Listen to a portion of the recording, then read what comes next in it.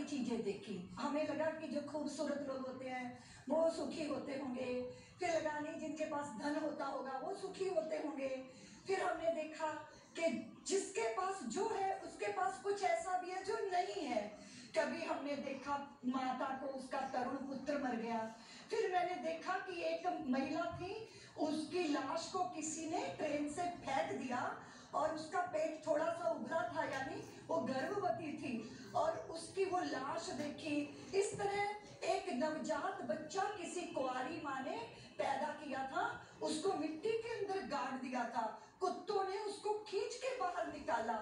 और फिर मैंने वो नवजात शिशु की छोटा सा शरीर देखा तो मेरे बाल मन में फिर अंधे हमारे गांव में आते थे, तो मैं पूछती थी मेरी माँ से कि इस अंधी महिला को ये रक्त क्यों बह रहा है, क्योंकि मुझे नहीं पता था कि रजस वाला मासिक धर्म होता है। तो वो नंगी होती थी और उसके ये जो है टांग तक रक्त बह रहा होता था।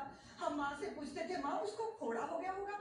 फिर मुझे उनकी फिक्र होती थी कि उनके पैसे ना कोई छीन ले। तो मैं जब स्टेशन पे अंधे इकट्ठे होते थे भिखारी, तो मैं वहां जाके उनके पैसे गिनवाती थी। तो मेरे बाल मन में ये सब कुछ इकट्ठा होता गया। फिर सवाल पैदा होता था सुखी कौन है, पर मेरे प्रश्न का कोई उत्तर नहीं दे पाता था क्योंकि मैं उस समय प्रश्न करने की स्थिति में नहीं थी। और फिर एक समय ऐसा आया कि मेरे चित्त का वैराग्य, और फिर मेरी एक पीटी टीचर थी, उनकी जो है एक मैगजीन थी वो हर महीने आती, वो मुझे मिल गई। उसमें मैंने पढ़ना शुरू किया तो मेरे एक बहुत अच्छे, मेरा बहुत उनसे प्रेम था। मेरे भाई की मृत्यु हो गई थी। फिर रक्षाबंधन का जब दिन आया मेरा मन में और वैराग्य आया।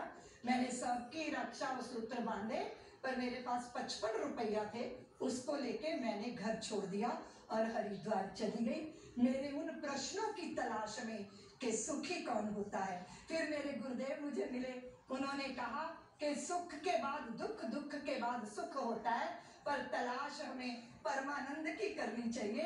मेरे गुरुदेव मिल गए, युग पुरुष स्वामी परमानंद जी महाराज।